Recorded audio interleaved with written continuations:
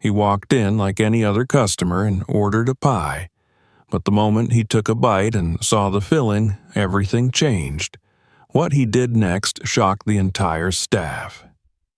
Stay tuned, subscribe for more, and tell us, have you ever tasted something that didn't feel right? The old Ford rental rolled slowly down the narrow street, its tires murmuring against the faded asphalt as a pale winter sun broke timidly through a veil of gray cloud. Corian Scott adjusted the rearview mirror, not out of necessity, but from habit, a small gesture that bought him a moment of calm. In the reflection, he did not see the polished executive who once graced the covers of niche food industry magazines. There was no crisp suit, no tailored smile, no watch that whispered money. Just a man in a thrift store windbreaker, a scuffed baseball cap, and clear-framed glasses he didn't need. He looked like what he had posed to be, a tired, middle-aged man looking for a second chance at work. It had been nearly 15 years since he last wore an apron for someone else, since he last took orders or asked which shelf held the nutmeg. But now, as the morning chill whispered through the cracked window and the cafe's red and white sign flickered weakly ahead, Sweet Roots, home of the honest pie, he could almost hear his grandmother's voice behind him in the kitchen, calm and deliberate. "The crust ain't just crust, baby," she used to say. "It's your promise and flour. You lie in that, they'll taste it." He parked in the small employee lot at the rear of the building, where a battered dumpster leaned sideways like it had given up long ago. The back entrance to the cafe was marked only with a laminated sheet taped to the inside of the window. Deliveries and staff entry. He knocked twice, then stepped back, rehearsing the name he'd chosen.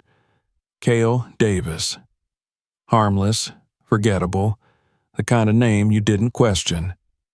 A short girl with tired eyes and a headset opened the door. Her apron was stained with something pinkish and her name tag read Haley. She barely looked at him before mumbling, "You the new guy?" He nodded. She motioned with her head. "Lockers in back. We open in 20. Inside, the warm air smelled of vanilla, cinnamon, and something just slightly off. It wasn't rotten. It wasn't even unpleasant. But to Corian's trained senses, it felt like perfume sprayed on wilted flowers, sweetness with something dead beneath. The kitchen was lit with bright white fluorescence, surfaces wiped clean, trays stacked neatly. But it was too quiet. No friendly banter, no laughter, no hum of joy. Just the efficient movements of bodies doing what they had to do. He was handed an apron, a clipboard, and a list of prep duties. Nobody asked questions. Nobody introduced themselves beyond first names.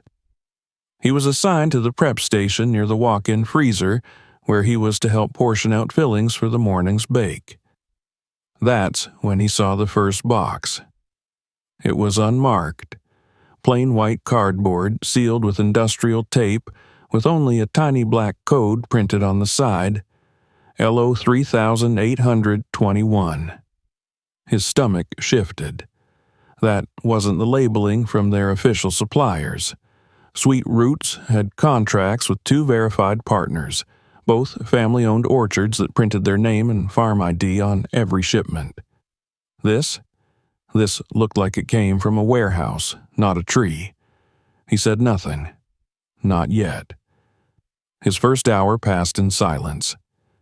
The head baker, a tall man named Marcus, gave instructions like someone reading off a worn script.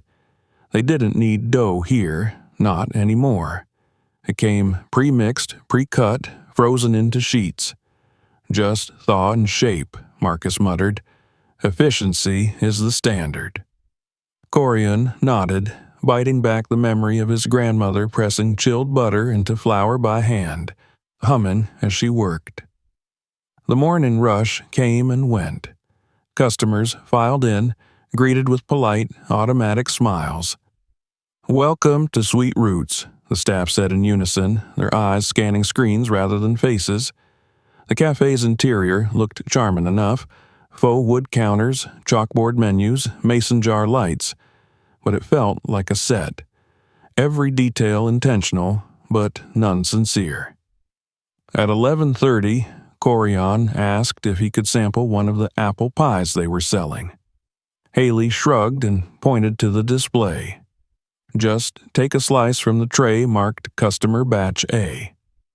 He did as instructed, plating it neatly, just as he would have taught someone a decade ago. The crust was golden, the lattice top glazed just enough to catch the light. It looked perfect. He cut through it slowly with a fork, watching as the filling slid out, not in pieces, but as a syrupy mass. No distinct slices, no apple skin, no texture, just amber-colored gel. He brought it to his mouth and chewed. Too sweet. Sharp, synthetic. The cinnamon was barely there, and the apple had been reduced to something that resembled overcooked pear puree.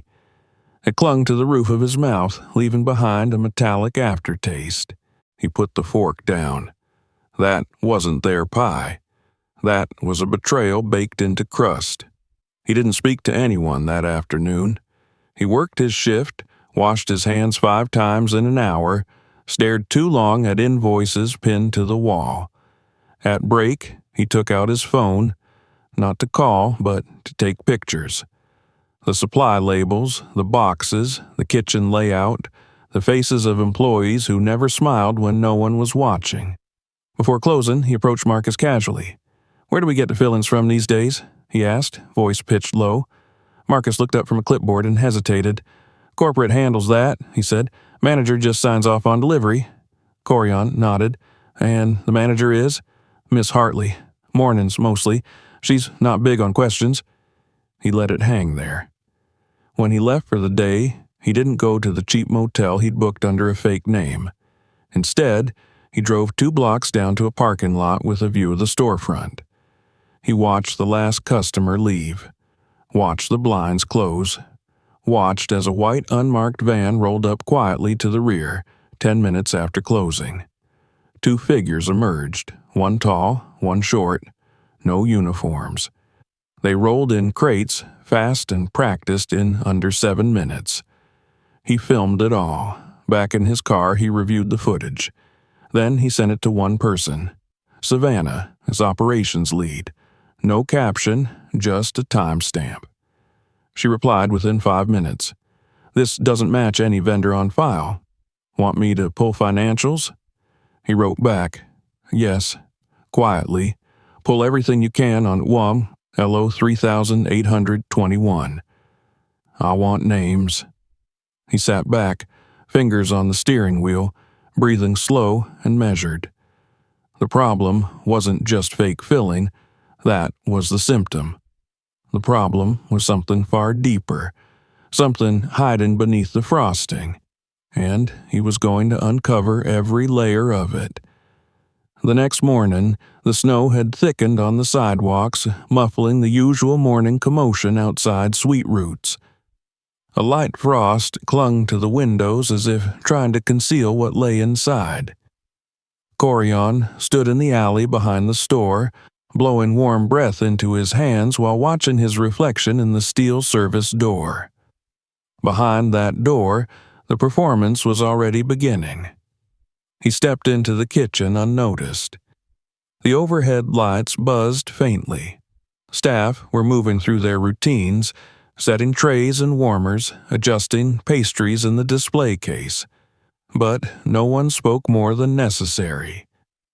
It was a choreography rehearsed and worn thin.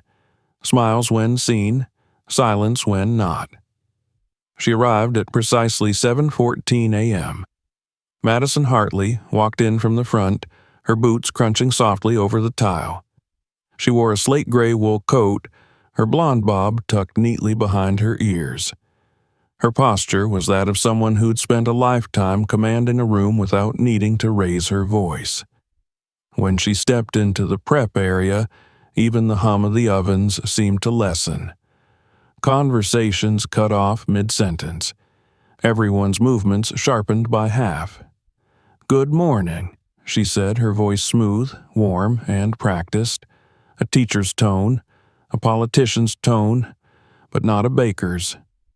She walked the floor like an inspector, eyes gliding over employees, trays, countertops, never stopping but never missing. Corian watched her from behind the mixer. She glanced at him briefly, one flick of the eyes, but kept walking. New staff didn't warrant acknowledgement until they proved useful or troublesome. There was something too clean about her presence, too curated. She didn't blend into the kitchen. She floated above it. Her cardigan was burgundy, same as the company color palette, pinned with a golden acorn brooch near the shoulder. Not a hair out of place. Not a wrinkle on her apron, but as she passed the dry storage, Corian saw her pause, open the small clipboard hanging by the shelves, and quietly remove the top sheet. She folded it and tucked it into her coat pocket without a glance around. He filed that away.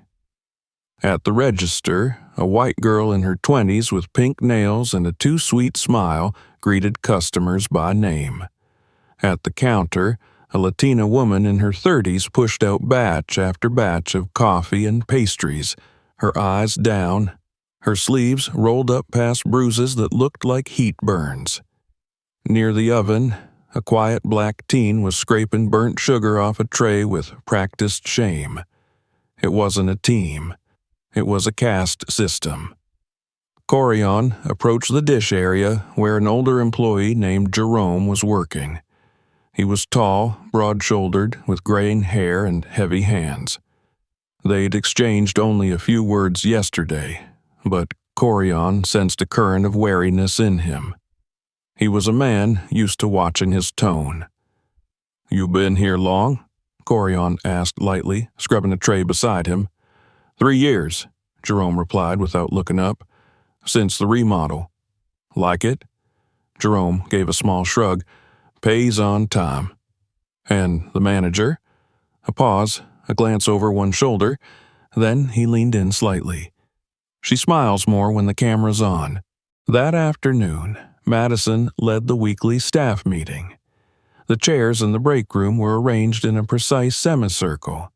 Corian, being new, was told to stand. Madison spoke from the front, not seated with them, but pacing slowly, fingers laced in front of her, like a TED Talk condensed into 15 minutes. She spoke of brand values, of consistency, of excellence. "Customers don't just taste food," she said. "They taste the people behind it. Let's make sure they taste success." Heads nodded, some mechanically, some too eagerly. Then came the new rule. "No phones during breaks," she announced. "Too many distractions, let's preserve focus. Any concerns can come directly to me, always. Remember, issues handled internally are opportunities. Issues taken outside are liabilities." Corian noticed how the air changed in that room. Not outrage, not even confusion. Resignation. He slipped out just before cleanup and watched from the hall as Madison spoke quietly with the assistant manager, a sharp-eyed man named Brent.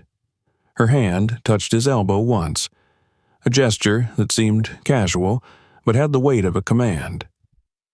Later, back in the kitchen, Corian was restocking ingredients when he noticed something unusual. A new shipment had arrived. 3 boxes labeled Premium Frosting Base. He opened one carefully. Inside were unlabeled plastic tubs, sealed tight, smelling faintly of almond and ethanol. There was no brand name, no batch ID, just a black stamp, property of Midland Catering, LLC. Not one of their suppliers. He looked up as Madison walked by again. She didn't stop, but she smiled, just for a second, as if she'd caught him lifting a corner of the curtain. That evening, in the locker room, Corian overheard 2 employees whispering. A girl named Maria was talking to Dion, one of the line bakers. "She told me to redo the cinnamon rolls again, said they were too dark, but I followed the time she gave." "You know she don't care about the rolls," Dion replied. "She's just got her eye on you." "You think?" "Ask Angie. Got sent to dish duty for 2 weeks after calling in sick. Said she needed to reassess her loyalty."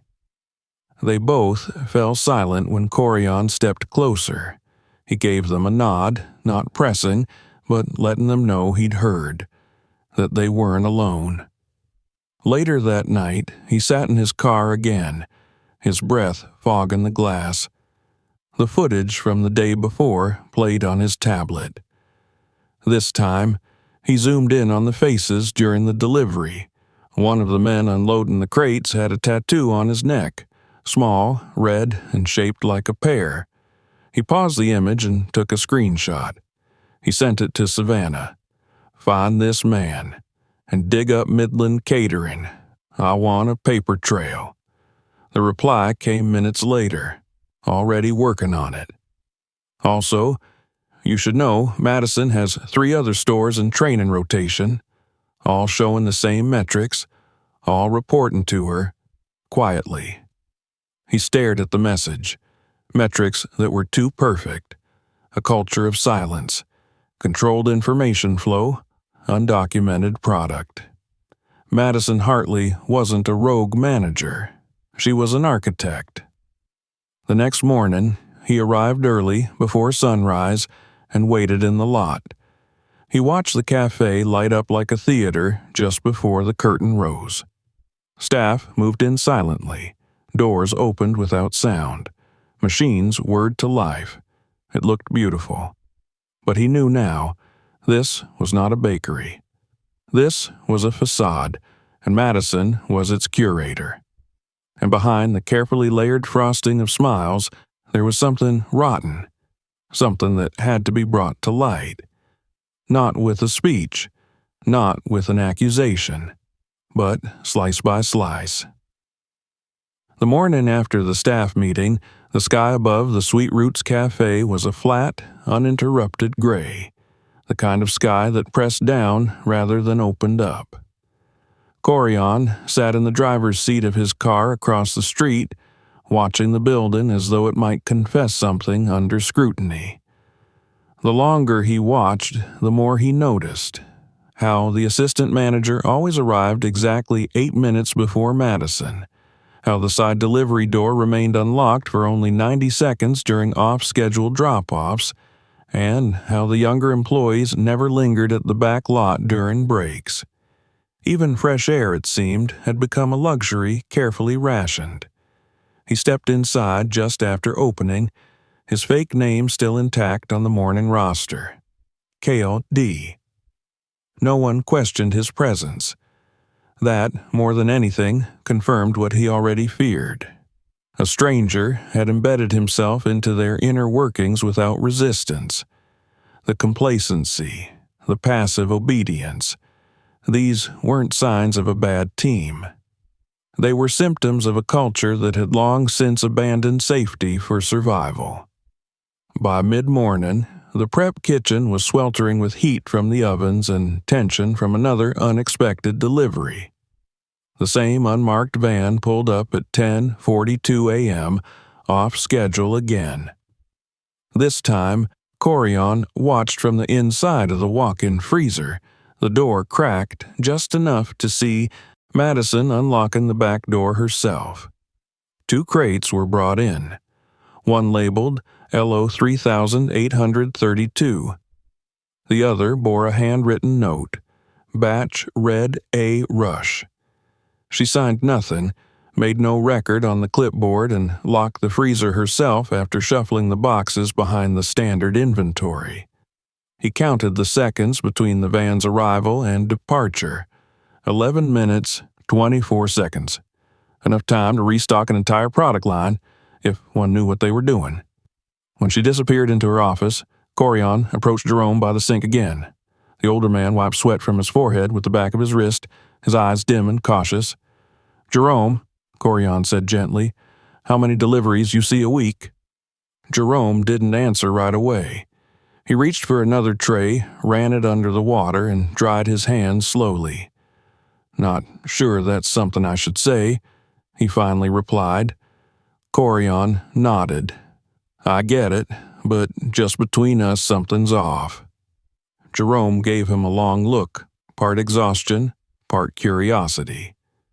Used to be trucks came Tuesday and Friday, labeled, logged, all clean. Past few months, though, they come quiet, and always when most of the team's out front. You ever ask? Not my place, Jerome muttered, and people who ask questions don't tend to stick around. That evening, after his shift ended, Corian drove 20 minutes outside town to a low-income neighborhood where rent signs leaned like weary men against fences. He parked near a brick apartment complex, climbed 2 flights of stairs, and knocked on a faded blue door. It opened slowly. Yeah? The young man who answered was wiry, dark-skinned, with alert eyes and a limp in his right leg. He wore a Sweet Roots cap turned backward, though the logo had begun to fade. Jaylin? Corian asked. The man frowned. Who's asking? My name's Kale, Corian said, keeping the cover for now. I heard you used to work at the Scranton branch. I just want to talk. Jaylin studied him for a few seconds. Then, as if some inner meter tipped just enough toward trust, he opened the door wider and motioned him in. The apartment was modest. Couch with springs poking out, faint smell of fried food. On the table was a half-finished meal in a folder labeled Job Applications. He sat down across from Corian, rubbing the back of his neck. Figured someone might come eventually, he said. Didn't think they'd look like you. Corian smiled faintly. They usually don't. You from the company? In a way. Jaylin laughed without humor. Then, you already know. Madison's a queen with her own rules. I tried to speak up once. Told Brent that something was off with the frosting. Too thick, too chemical. Tasted like cough syrup. 2 days later, my hours got cut. Then, my schedule disappeared altogether. Did you ever report it? Called the ethics line, left a message, no callback. Next thing I know, my login doesn't work. Brent tells me the system thinks I've transferred. Transferred to where? The unemployment line? Did you keep any documentation? Jaylin reached under a couch cushion and pulled out a folded receipt. It was an internal shift report, marked with his name and a note in red ink. Too inquisitive. Review roll. It wasn't meant for him to see. Found that in the trash behind the office, he said. Guess they didn't expect me to take out the garbage that day. Back in his car, Corian stared at the note for a long time. A warning dressed as performance feedback. The language wasn't even subtle. It was a system. Codified, quiet, and ruthless. He sent a picture to Savannah with a brief caption. This goes deeper. The reply came quickly. Midland Catering registered to a shell company in Iowa.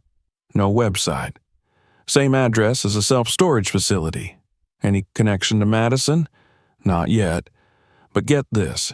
She was regional training manager 2 years ago. Still has contacts in 6 other stores, all with spotless books, all off the radar. The pieces were beginning to move. The next morning, Corian walked into the cafe with a sharper gaze. He moved slower, listened more carefully, noted how Brent gave private instructions to employees just after delivery windows. How Maria was reassigned from prep to dish for attitude. How the walk-in freezer always had 3 rows of product, but only 2 ever appeared on the logs. He approached Maria during break, catching her near the back sink as she washed her hands. She looked startled when he spoke. I heard they reassigned you. She nodded without meeting his eyes. You know why? I'm not supposed to talk about it. What happens if you do? They make sure you regret it. Her hands trembled slightly as she dried them. "I got a kid," she added. "I can't afford to lose this." He didn't push, he just nodded and stepped back.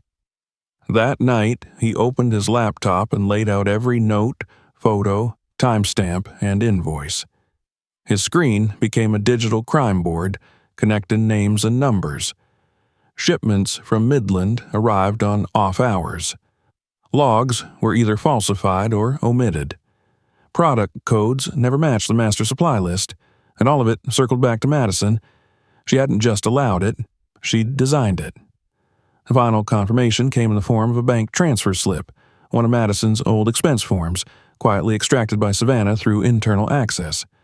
A recurring deposit labeled Service Subcontractor Fee, matching the registered account of Midland. It was enough. Corian closed the laptop, leaned back, and exhaled slowly.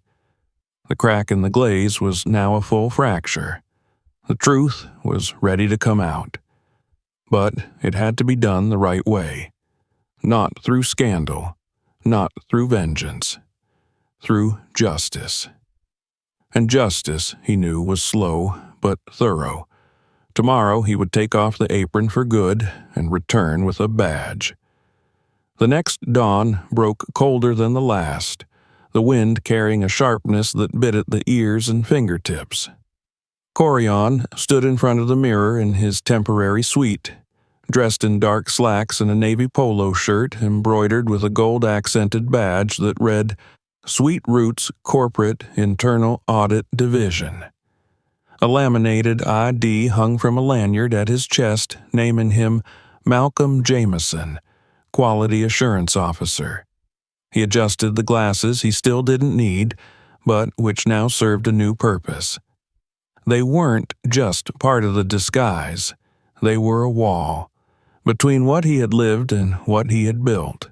Between the quiet, tired man who once kneaded dough in his grandmother's kitchen and the silent strategist who now walked into his own house through the back door. By 8 a.m., he stood again beneath the same red and white Sweet Roots sign, now as a stranger once more. But this time he wasn't pretending to belong beneath others. He was pretending to be above them. The morning shift had already begun. The same cast of characters moved through their roles.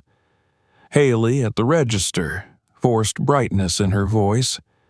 Dion stocking the display with pastries that bore no love. Maria tucked back at the sink, her hands moving through scalding water with methodical numbness. Brent, as always, watched everything with eyes that didn't blink enough. Corian stepped through the front door like an unexpected storm. The bell chimed, heads turned. Even the espresso machine paused mid-hiss, as if uncertain whether to finish. "I'm Malcolm Jameson," he announced calmly. "Internal QA, unscheduled audit. You were notified this week." Brent blinked, flinched half a step, then caught himself.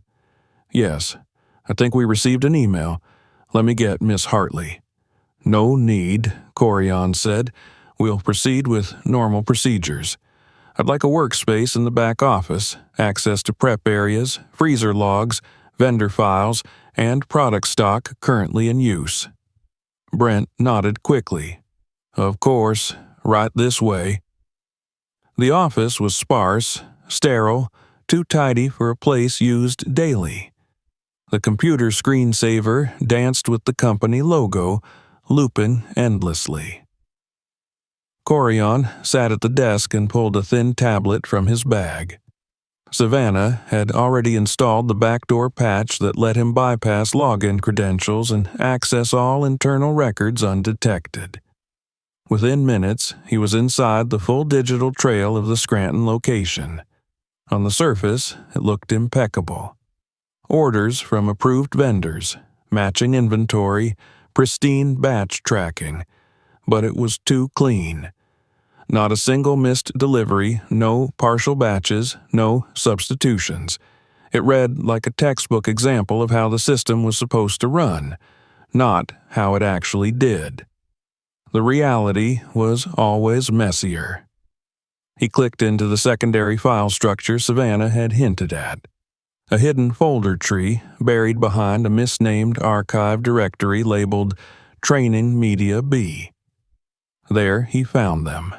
A full shadow log of invoices labeled Vendor Alt, stretching back 6 months.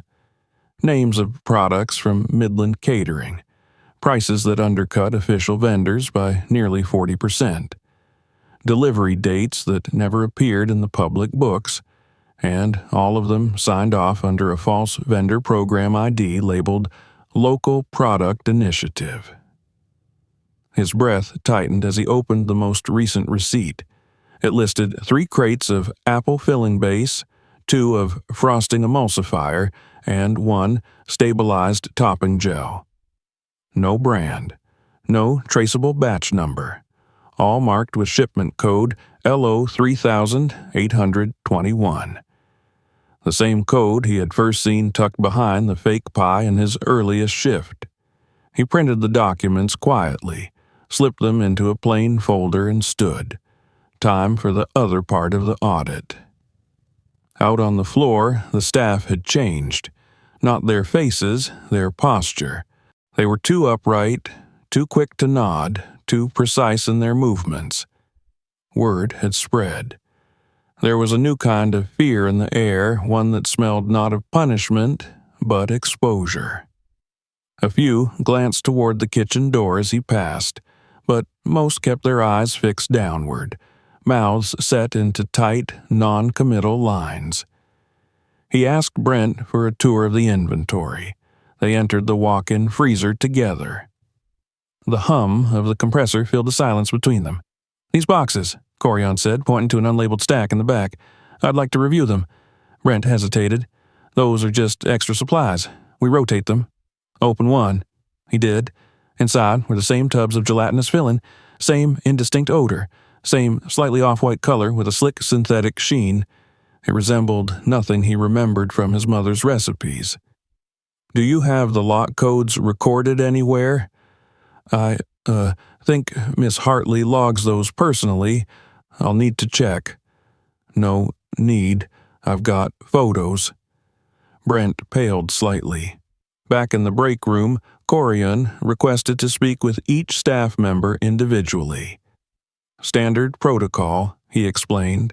"Anonymous interviews. Helps us understand local culture and flag blind spots." Most of them came in guarded.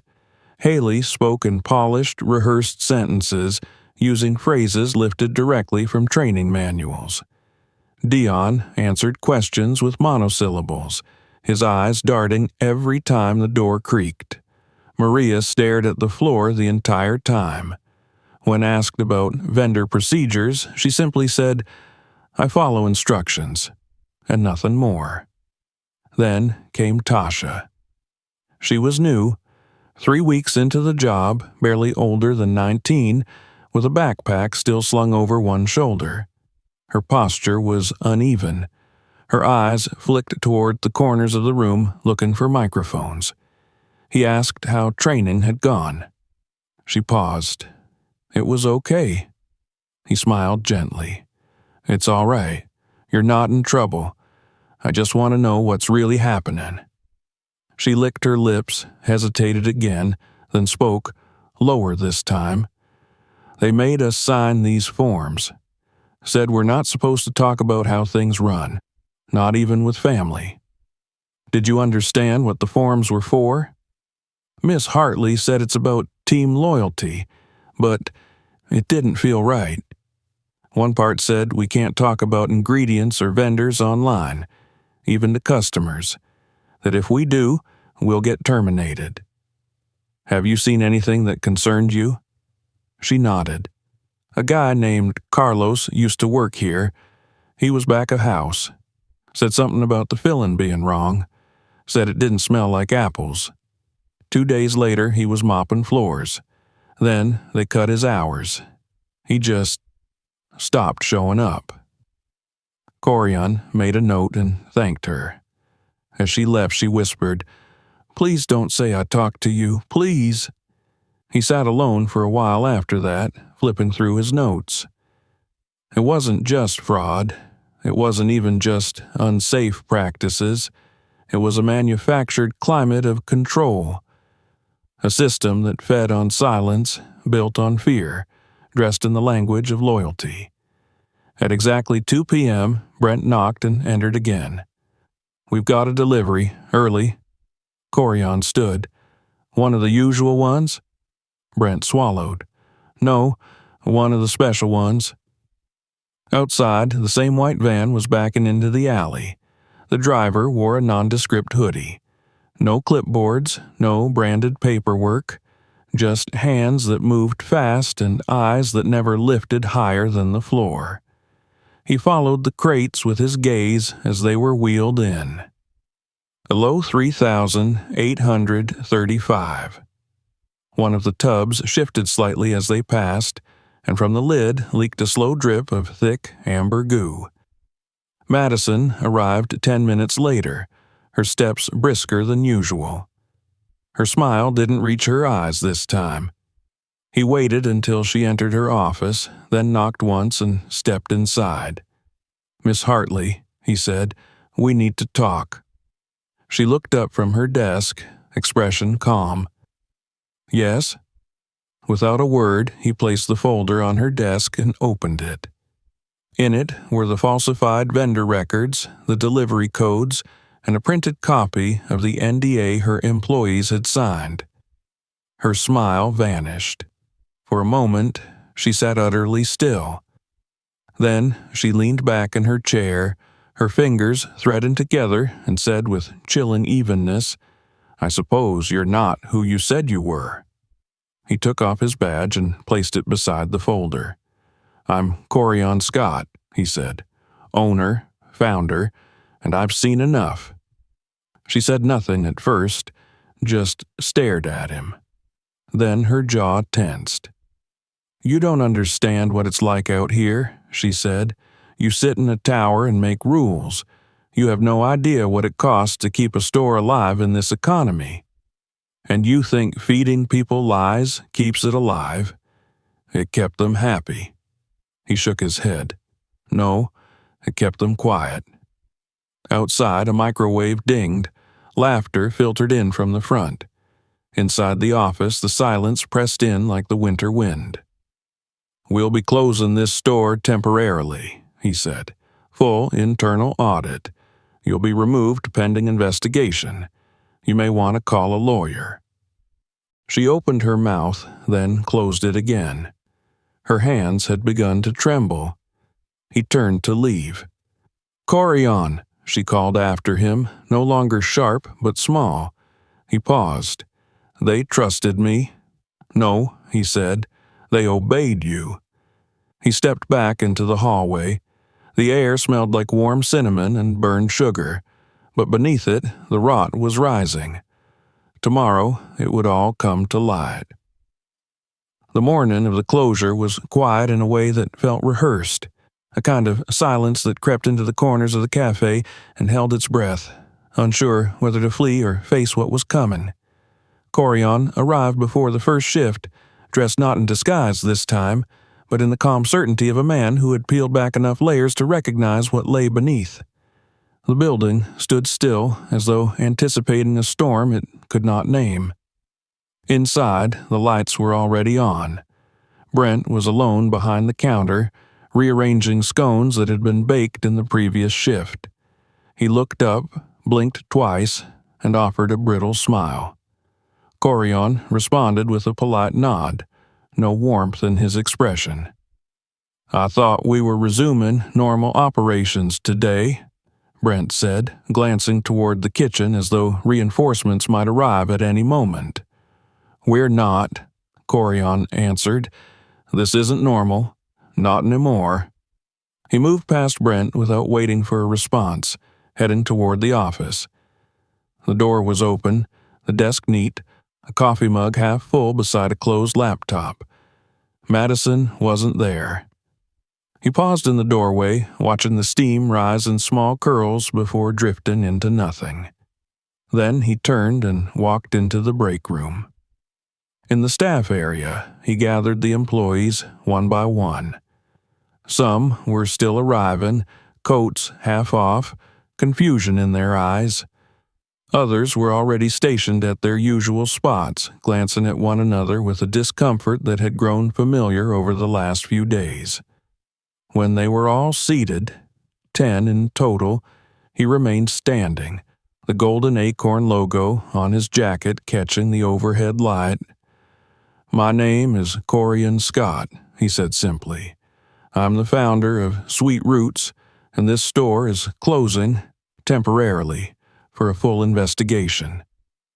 There was no audible reaction at first, only the sharp inhale of Maria, the way Tasha's shoulders tensed, the flicker of understanding that passed through Dion's eyes. Brent said nothing.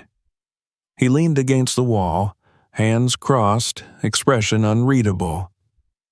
"You're not in trouble," Corian continued, sweeping his gaze across the room. "Most of you had no idea what was happening, and that's part of the problem. Some of you were silenced. Others never felt safe to speak at all. That ends today." A low murmur passed through the group. Tasha raised a hand instinctively, then lowered it when no one else moved. "We have confirmed that unauthorized ingredients were being used in your kitchen," Corian went on. "We've identified falsified vendor records, delivery logs, and internal communications meant to obscure these actions. These substitutions were not just dishonest, they were dangerous." Someone shifted in their seat. The weight of implication hung in the air. "You will all be placed on paid leave," he said. "Corporate will interview each of you in the coming days. Those who cooperated, those who tried to do the right thing, will return. Those who enabled this, knowingly, will not." Still, no one spoke. Then the office door opened. Madison stepped in with the same poise she had always carried, but something in her face had cracked. Her mouth was tight, but her hands shook faintly at her sides. She wore her standard cardigan, her brooch still pinned, but her authority no longer held weight in the room. Corian met her gaze. "Miss Hartley," he said, his voice even, "your role here is suspended pending legal review. Please gather your things. You're not to access any internal systems or speak to staff during the process." She looked at the others before speaking.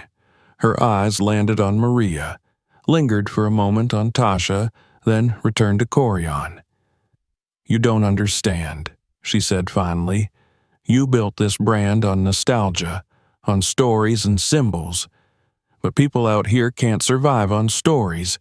They need margins, predictability, control. That's what I gave them." Corian didn't respond. He let her words sit, let the silence stretch until it became too uncomfortable for her to bear. "You think people care if it's a little sweeter?" she snapped suddenly. "They want pretty pictures and warm smells. They don't care what's in the filling." "I care," he said quietly, "and they should have been given the choice." She shook her head, almost laughing. "Do you know how many stores are dying? Do you know how many regional managers would kill for a chart that looks like mine?" "Perhaps," he replied, "but they wouldn't kill the soul of the brand to get there." She said nothing after that. Her shoulders dropped slightly, and for the first time since they'd met, she looked smaller than the room. "I hope you kept copies of everything," Corian added, "because legal will be requesting your full digital footprint. Any attempts to delete or modify records will be documented." She turned and left without a word. As the door closed behind her, Corian faced the room again. "I'm sorry," he said, "for not seeing this sooner, for trusting a system that let it happen. But I'm here now, and I'm listening." This time, Tasha raised her hand again and kept it up. Corian nodded. "I saw the white van come in on a Sunday last month," she said. "We weren't even open. She told me it was a deep clean delivery, but I saw tubs like the ones you described, no labels. Dion spoke next. I never asked, just figured it was above my pay grade, but yeah, that stuff didn't smell right, not like apples. One by one, the silence cracked. Jerome, the dishworker, stood quietly and said, I kept copies of the batch stickers. I've got them at home. She said to burn them. I didn't. Corian took a breath, nodded slowly. We'll collect all of it. No more secrets. Later that afternoon, legal teams arrived from corporate headquarters. The front doors were locked. A printed notice was taped to the glass. Closed for operational review. Thank you for your patience. Inside, Corian watched as 3 representatives from compliance spread out, taking photographs, pulling samples, documenting every inch of the facility. A food safety expert unpacked a mobile lab and began testing contents from the freezer. Each tub was logged, each substance cross-referenced. In the walk-in, one of the team members opened a container of apple filling base and held it to the light. The texture shimmered unnaturally, almost gelatinous. The lab technician frowned. This isn't even regulated for food service, she murmured. And it smells like industrial corn syrup. Corian stood beside her, arms crossed. It's been served to hundreds of people. Daily. The technician said nothing. She just kept scanning, cataloging, slicing samples with a sterile blade and slipping them into chilled test kits. By evening, the team had boxed up 12 crates of material for forensic analysis. They had traced dozens of files showing payments from the store to a shell vendor account that led, inevitably, to a holding company with no employees and a single registered agent. That name, confirmed by corporate legal, was Joseph Hartley, Madison's ex-husband. All the pieces had come together. By the time the sun disappeared beyond the rooftops, the store was still and cold. The ovens were off, the counters bare. The false comfort had been scraped away, revealing a place that had never truly been what it claimed. Corian sat at the booth near the window where he had once tasted the lie. Now it was over.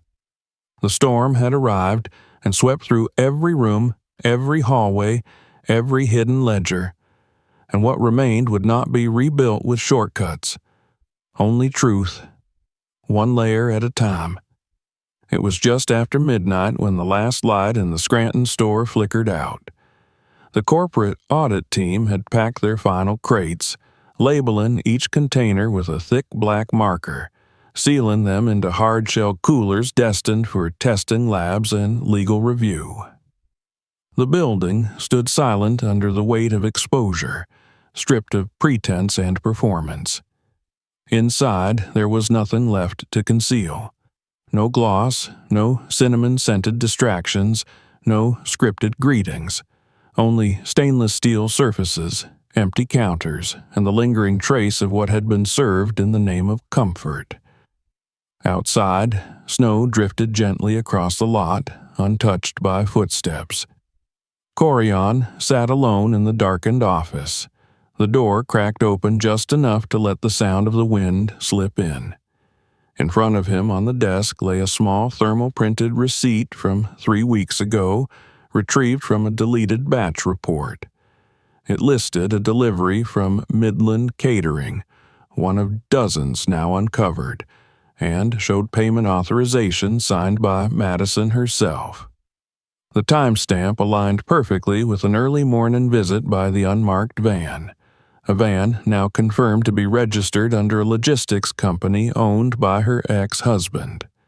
The evidence, once fragmented and obscure, had assembled itself into a clean line of intent. Savannah's voice came through clearly on the call. "We trace the banking patterns," she said. "Every payment from Scranton to Midland routes through 3 layers, a Delaware holding company, a Wyoming mailbox address, and then finally into a joint business account shared by Joseph Hartley and Madison. We've also confirmed at least 11 similar transfers from other stores. Corian leaned back in his chair, the silence of the office pressing against his chest like smoke. He closed his eyes and exhaled. "How many stores total?" he asked. 12 so far, Savannah replied.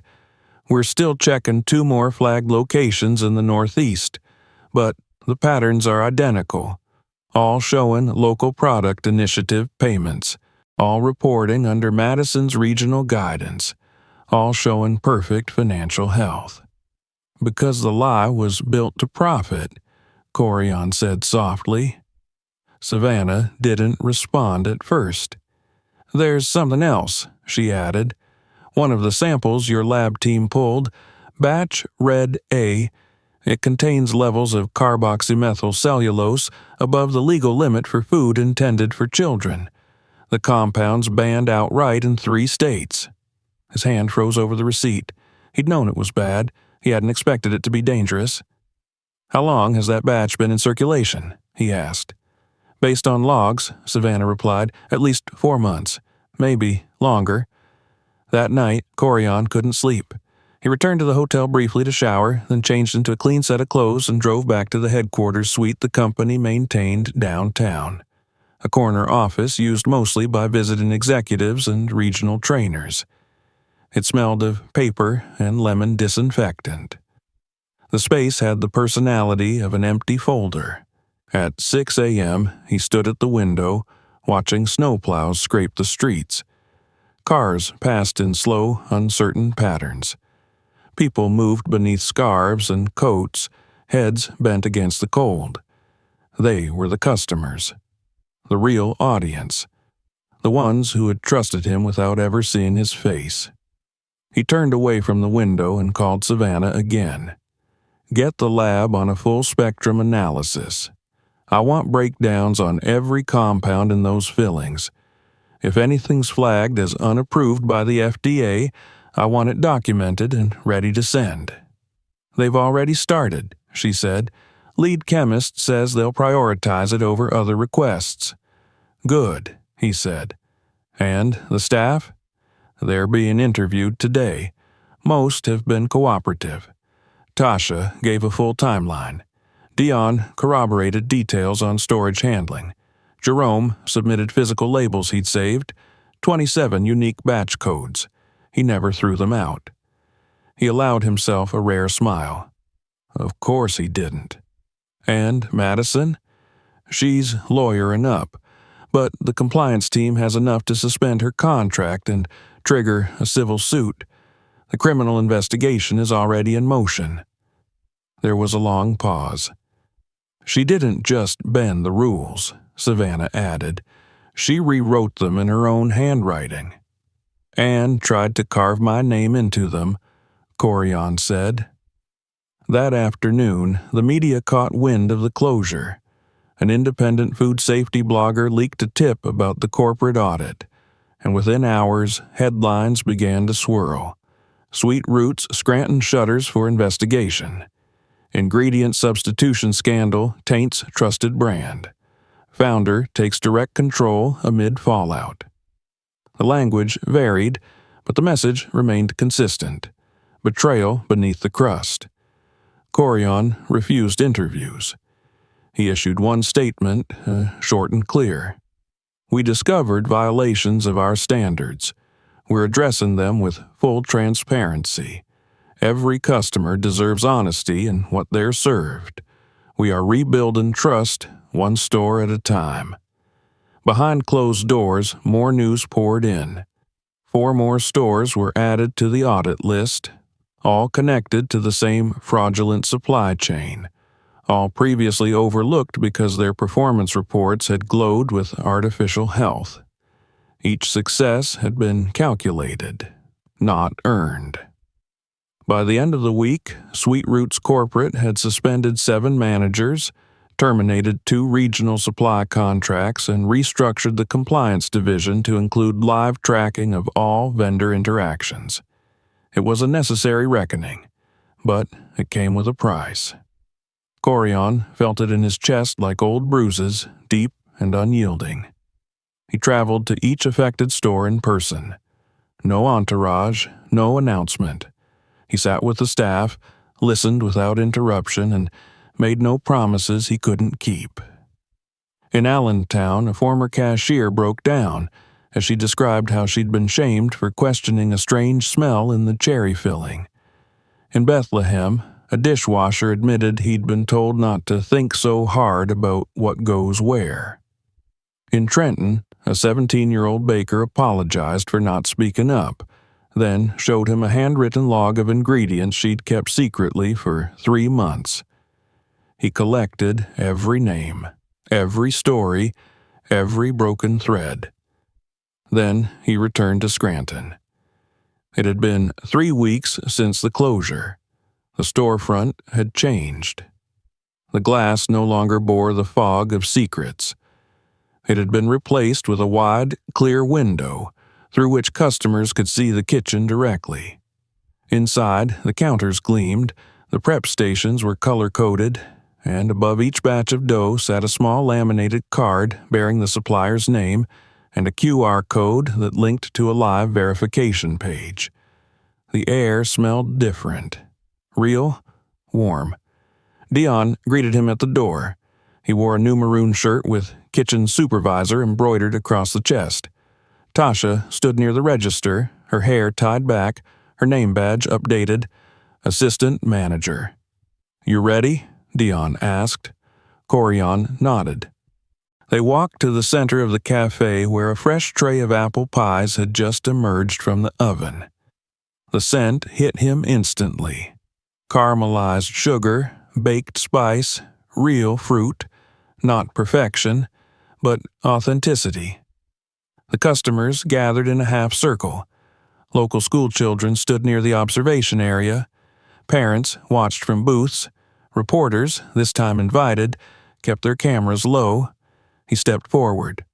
"This," he said, pointing to the pie, "is a recipe my grandmother taught me. She didn't measure with cups. She measured with memory, with instinct, and with truth." He held up a slice. "A few months ago, something that looked like this was being served, but it wasn't made with care. It was made with shortcuts, cheaper, faster, and dishonest." A girl in the front raised her hand. "Did someone try to lie to you?" "Yes," he said, "but that wasn't the real tragedy. The real tragedy was that some people tried to speak up, and no one listened." He looked at Tasha, at Dion, at Maria, who now stood in her own Sweet Roots apron behind the prep counter, guiding a new employee through the apple slicing. "We've changed that now. We've built something where silence doesn't protect power, where every ingredient can be traced, and where trust is baked in, not printed on a label." He turned to the crowd. "If you ever taste something that doesn't feel right," he said, "say something. Trust your senses, because good food is honest, and so are the people behind it." Applause followed, not loud, not theatrical, but steady. Real. As the crowd dispersed, he stayed behind, watched as Tasha handed out samples to the students, watched Dion adjust the oven settings without being told, watched Maria smile, truly smile, for the first time since the investigation began.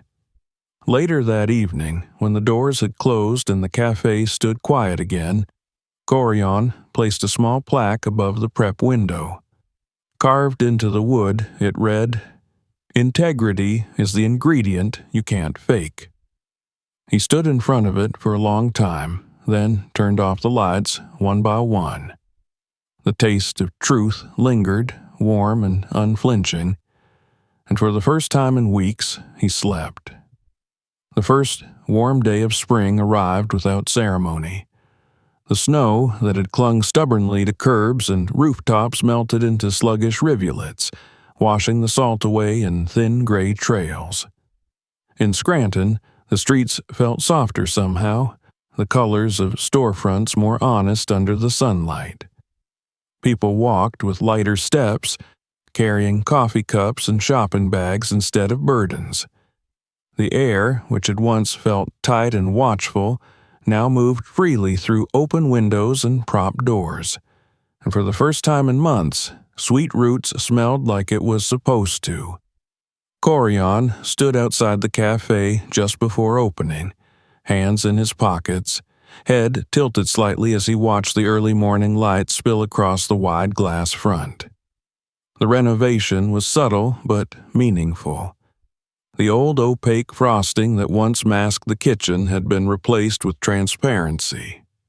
There was no hiding anymore. From the sidewalk, customers could see everything: the prep line, the mixing stations, the rows of spices and clearly labeled containers. It was all there, deliberately visible. Honesty no longer whispered. It stood proudly in plain sight. Inside, the staff moved with a rhythm that felt lived in, not rehearsed. Dion flipped through a clipboard at the prep station, checking batch numbers against the digital log. Maria stood beside a new trainee, demonstrating how to fold pie dough without overworking the edges. Tasha wiped down the chalkboard menu, her handwriting clear and round as she updated the daily feature: Nana's Peach Crumble, made with real fruit from Millstone Farms. At precisely 7:58, Corian stepped inside. The bell above the door gave its familiar chime, not as an alert, but as a greeting.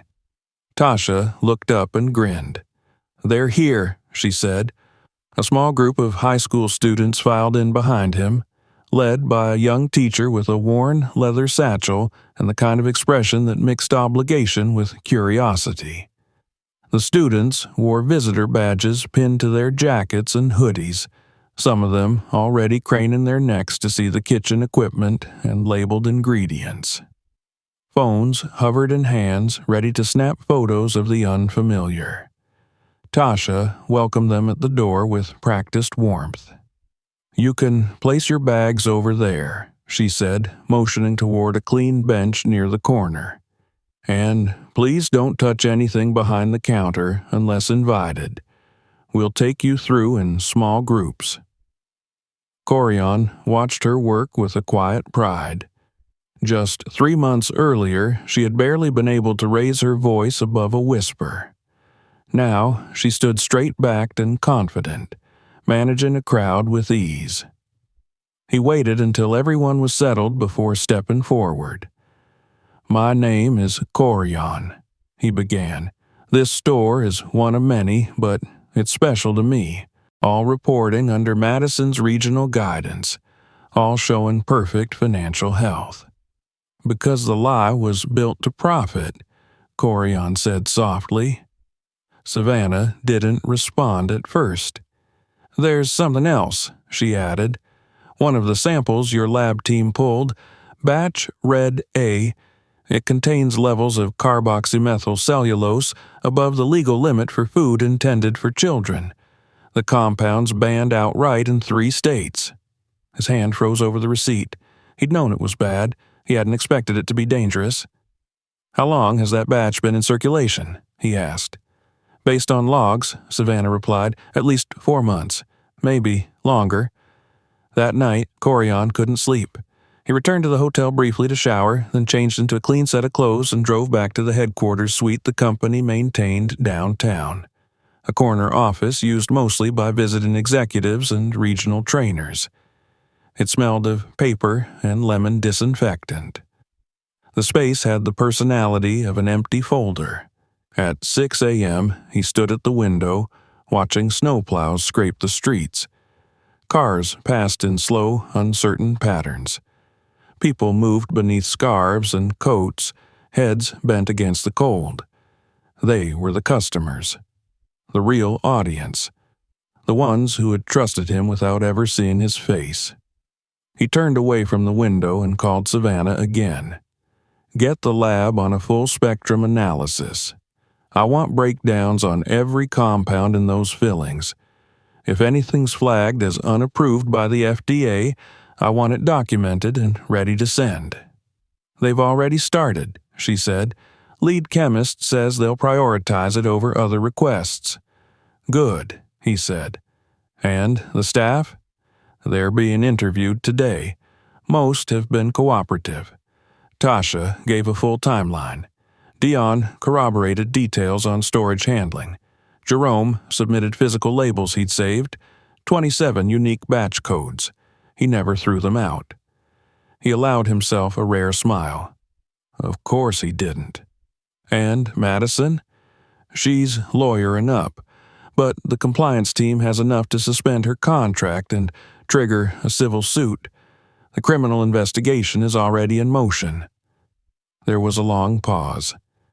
"She didn't just bend the rules," Savannah added. "She rewrote them in her own handwriting." "And tried to carve my name into them," Corian said. That afternoon, the media caught wind of the closure.